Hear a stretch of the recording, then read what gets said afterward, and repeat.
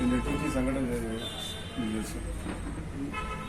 ఇక్కడ నంద్యాలలో 3వ తేదీ నవంబర్ మధ్యాహ్నం 11:30 గంటలకు సలాం అనే వ్యక్తి, అతని భార్య, అతని కుమార్తె, అతని కుమారుడు నలుగురు సైమల్టేనియస్గా అందరూ ఒకటేసారి రైల్వే ట్రాక్ మీద పండుకుంటే గుడ్ సైడ్ వచ్చి నలుగురిని కూడా చంపేసింది. వాళ్ళు ఎందుకు ఆత్మహత్య చేసుకున్నారు? దీనికి కారణం ఏమి అంటే పోలీసుల వేధింపు వల్ల. పోలీసుల వేధింపు వల్ల వాళ్ళు ఆత్మహత్య చేసుకోవాల్సి వచ్చింది.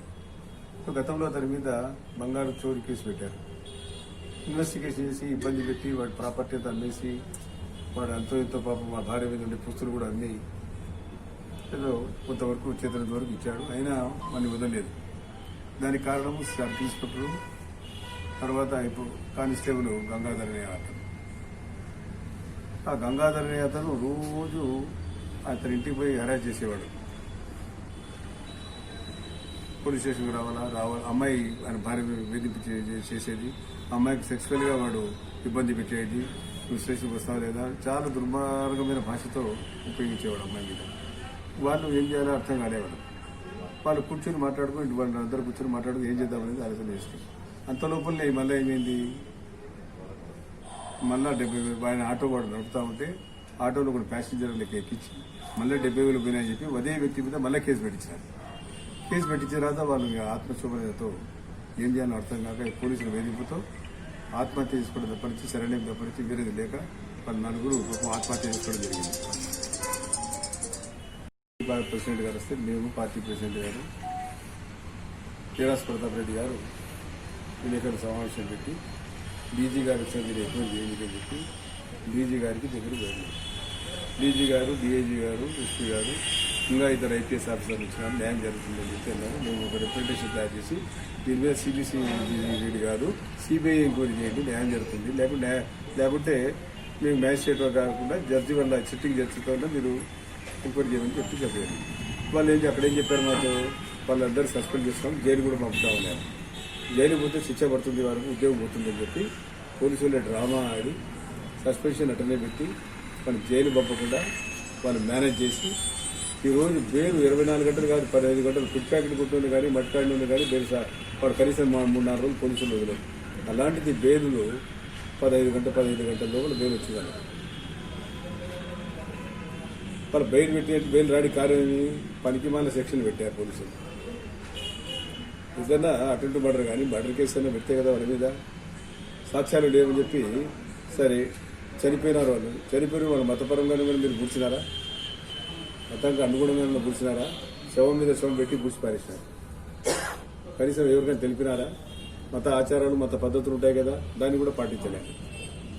మరి ఎవరు దీని కారణము? ముఖ్యమంత్రి గారేమో ముస్లిం సంఘాలని హర్షిస్తున్నాయని చెప్పినారు. సాక్షి పేపర్ ఇంత పెద్దగా చదివా. ముస్లిం సంఘాన్ని దీనికైనా హర్షించాల్సింది 15 గంటల్లో బెయిల్ నుంచి బయటకు వస్తే. అంటే ముస్లింలంతా ఇంత చులకన ఉందా, ఇంత చులకన భావం ఉందా? ఏం సస్తేనే బతుకుతానే వీళ్ళతే మనకేమి ఇంత ఉపయోగం ఉందని అంటే ముఖ్యమంత్రి గారు కూడా ఆలోచించుకోవాల్సిన అవసరం ఉంది. ఏమన్నా అవకాశం వచ్చింది ప్రజలకు మంచి పని చేస్తారంటే ఇక్కడ పని చేస్తున్నారు. రాజమండ్రి కూడా ఒక అమ్మాయి మీద రేప్ కేసు జరిగింది. అదేవిధంగా రైతులకు 13 రోజులు ఏంటి అమరావతి రైతుల్లో వాళ్ళకి ఇంతవరకు బెయిల్ రాలే. వాళ్ళు న్యాయ పోరాటాలు చేస్తూ ఉంటాయి. ఇక్కడ అన్యాయంగా పోరాటం చేస్తే 15 గంటలు బెయిల్ వచ్చింది. ఇది ఎక్కడి నుంచి వచ్చేమండి? ఎక్కడి వచ్చింది? ప్రభుత్వం నడపాలనా నడపకూడదు అనుకుంటున్నారా? ప్రభుత్వం నడిపే విధానం ఏ రకంగా ఉండాలా? అంటే ముఖ్యమంత్రి గారు నిన్న చెప్పినారు. ముఖ్యమంత్రి స్టేట్మెంట్ చదవకముందే అవి ఇచ్చేసారు. మళ్ళీ డిప్యూటీ సీఎం గారు వచ్చారు, ఆయన కూడా ఏం మాట్లాడాడు, ఏమని పత్రికలతో ఏం మాట్లాడు నాకైతే తెలియదు, కానీ ఏం మాట్లాడలేదు. ఆర్థిక సాయం చేయడానికి కుటుంబ సభ్యులు ఎవరు లేరు. కుటుంబ సభ్యులు అతనికి ఎవరైతే బ్లడ్ రిలేషన్స్ ఉన్నారో ఎవరు లేరు. అతని అత్త ఉంది. అతనికి ఏదో ఇప్పుడు హోమ్ మినిస్టర్ గారు 25 లక్షలు ఇస్తామని చెప్పి చెప్పడం వచ్చింది. చూసాను దీంట్లో ఫేస్బుక్లో. అది ఎంతవరకు నిజమో నిజం. ఇప్పుడు ఆ అమ్మాయిని సెక్సువల్గా అరెస్ట్ చేశాడు కానిస్టేబుల్ గారు. ప్రతిరోజు పోయి అమ్మాయిని నివేదించాడు. దాని మీద కేసు పెట్టొచ్చు కదా, సెక్షన్ పెట్టొచ్చు కదా. మీకు ఎవరు చెప్పినారో పనికి వాళ్ళ సెక్షన్ పెట్టమని చెప్పి. బెయిల్ రానికి ముందుగానే వాడు జైలు పోతే ఇద్దరికి కూడా వాడు శిక్ష వేస్తే మ్యాజిస్ట్రేట్ గారు శిక్ష వేస్తే వాళ్ళకు డిస్మిస్ అవుతారు, ఉద్యోగం నుంచి పోతారు. కాబట్టి ఇది ప్రీ ప్లాన్ గా వాళ్ళకి అరెస్ట్ చేసినట్టు సిచ్యువేషన్. రాత్రంతా పోలీస్ స్టేషన్ లో ఉన్నారు. వాళ్ళు ఎక్కడ రిమాండ్ కూడా పంపలే, మీరే సాక్ష్యం. వాళ్ళకి తర్వాత సస్పెన్షన్ కూడా 2-3 రోజులు ఎక్కిస్తారు. అయిపోయింది. చనిపోయినారు పడ్డప్పుడు కమ్యూనిటీ ఏం కావాలా? కాబట్టి దీన్ని పెద్ద ఎత్తున చేయాల్సిన అవసరం ఉంది. ప్రభుత్వం దీంట్లో కంప్లీట్గా ఫెయిల్యూర్ అయిపోయింది. ఈ ప్రభుత్వానికి మన ముస్లిం సమాజానికి సమాధానం చెప్పాల్సిన అవసరం ఉంది. ఎవరు హర్షిస్తున్నారో మళ్ళీ నాకైతే తెలియదు, కానీ హర్షించిన వాళ్ళు పోయి అడగాల, ఎందుకు హర్షిస్తున్నారు? వారం 10 రోజులు వెళ్తుంది. ఎవరు అడ్వకేట్ మీవాడే కదా. అడ్వకేట్ కులం మతం లేదు, కులానికి మతానికి సంబంధం ఉంది. అడ్వకేట్ కూడా ఉండేది, మాకేం సంబంధం? అడ్వకేట్ వాళ్ళ వృత్తి, అది ఆయన వృత్తి, ఆయన చేసుకుంటాడు. బట్ మీరు ఎత్తిన కేసులేమి, సెక్షన్లేమి, ఏం సెక్షన్ పెట్టారు? నా పొద్దున మిద్ద చంద్రసేన్ చెప్పాడు, ఇది సెల్ఫ్ డిఫెన్స్ చేసుకునే కూడా వాడు ఎస్ఐ గారు సిఐ గారు సిఐ బెయిల్ వస్తుందని చెప్పి అటువంటి కేసులు పెట్టారని. ఇంకా అడ్వకేట్ ఎందుకు పని లేకపోతే దానికి? కాబట్టి మన ముస్లిం సమాజం కూడా తెలుసుకోవాలా, ఈ ప్రభుత్వం ఏమి చేయదు, ఏమి చేయలేదు కూడా ఇంతవరకు. ఈ ప్రభుత్వం వచ్చి దాదాపు 15 నెలలు, 18 నెలలు, 16 నెలలు అయింది. ఒక్క కార్యక్రమం చేసిన చెప్పండి. మౌజన్ కానివ్వండి, పెళ్లిలో కానివ్వండి, సెల్ఫ్ ఎంప్లాయ్మెంట్ స్కీమ్ కానివ్వండి, ఎంప్లాయ్మెంట్ జనరేషన్స్ కానివ్వండి, కళ్యాణ్ ముస్లిం మ్యారేజెస్ ₹1,00,000 ఇచ్చిన దానికని ఇచ్చినారా? ఇలాంటి యాక్సిడెంట్స్ అయితే చంద్రన్న పథకం నుంచి డబ్బులు చదివి ఇవన్నీ ఏవి రావడం లేదు, అన్ని బ్యాన్ అయిపోయినాయి. అన్ని ఒకటే స్కీమ్స్ పెట్టారు, నవరత్నాలు అన్ని డైవర్ట్ చేసేసినారు. బడ్జెట్ కేటాయించిందంతా నవరత్నాలకి సరిపోయినాయి. బడ్జెట్లో ఏమి రాలే మాకు. నేను ఇచ్చిన డబ్బులు ఇంతవరకు రిలీజ్ కాలే. ఆయన ఇంకొక ఆయన మేమంతా అభివృద్ధి చేసాం, ఇంకా అభివృద్ధి చేసేది ఏం లేదు. నేను ఒక సంవత్సరం స్టోర్స్కి ఆయన కట్టాడు, ఈ రోడ్లన్నీ ఆయన చేసినాడు, బడిని కూడా అన్ని ఆయన చేసినాడు. మనం ఏం చేయలే. ఇలా పేపర్ స్టేట్మెంట్ చూశారు. కాబట్టి దీని మీద న్యాయ విచారణ జరగాల, లేకపోతే సిబిఐ ఎంక్వైరీ చేయాల్సిన అవసరం ఉంది. ఇంతమంది 10 పార్టీల వాళ్ళు ఒకటైపోయి ఈ రోజు ఒక వేదిక మీద కూర్చొని దీన్ని ప్రశ్నిస్తున్నప్పుడు మన డీజీ గారు ఎందుకు వచ్చినట్టు? తెలియనికా జైలు పంపకుండా ఉండనికా? డీజీ గారు రాత్రి ఏం చెప్పారు? న్యాయం చేస్తామన్నారు. ఇదేనా న్యాయం? కాబట్టి దీని గురించి మళ్ళా పెద్ద ఎత్తున మనం చేసి అంతా కూర్చొని మాట్లాడుకుని పెద్ద ఎత్తున ఉద్యమం చేయాలి. లేకపోతే మన రైట్స్ మేము పోగొట్టుకుంటాం. మేము యూనిటీగా ఉండి పోరాడకపోతే ఇతేలే సాయబులు ఇంత ఏం కాదు, ఒకటి ఇట్లా మాట్లాడితే ఇంకోటి అట్లా మాట్లాడతాడు అంటారు. కానీ రైట్స్ కోసం మనం కొట్లాడకపోతే భారతదేశంలో లేదు. మన రైట్ హక్కు కోరుకుంటే అయితే వీక్ అయిపోతాం. ఒకటి తెలుగుదేశం ఉండొచ్చు 70% ఇప్పటి నుంచి 20% అట్లా ఉండొచ్చు. వాడు కూడా కలవాల. ఎన్టీఆర్ కోసం ఊరికేది వచ్చారు కదా, బిల్లు ఆడ పాస్ చేసిరి.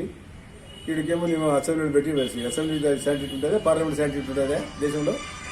ఇచ్చింది హైయెస్ట్. ఏది హైయెస్ట్? Parliament highest.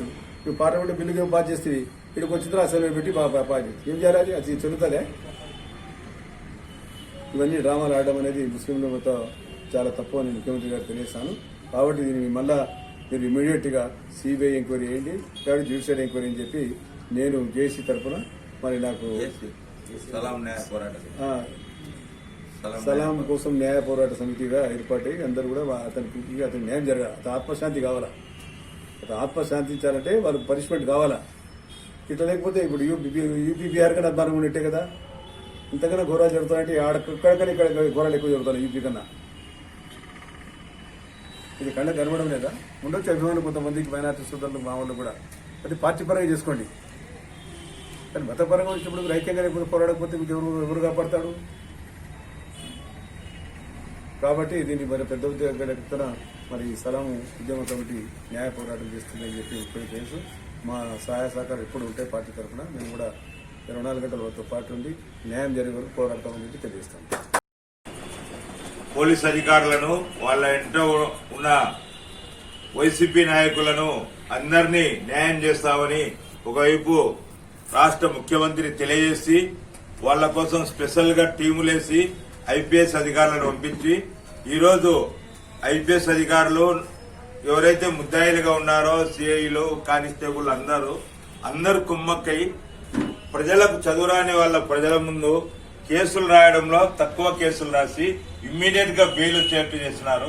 వాళ్లను హత్యానేరం కింద సుమోటోగా స్వీకరించి వాళ్ళు ఇచ్చిన సూసైడ్ రిపోర్ట్ ను ఆధారం చేసుకుని సుమోటోగా స్వీకరించి హత్యానేరం కింద కేసులు పెట్టాలని నంద్యాల ప్రజలందరూ ఆయన తరఫున నంద్యాల సలాం పోరాట కమిటీగా నిర్ణయం చేసిన వాళ్ళందరూ కోరుతూ వాళ్లను అరెస్ట్ చేయడమే కాకుండా ఉద్యోగాలను తొలగించాలి, వాళ్ళ ఆస్తులను జప్తు చేయాలని డిమాండ్ చేస్తే వాటన్నిటిని చేయలే.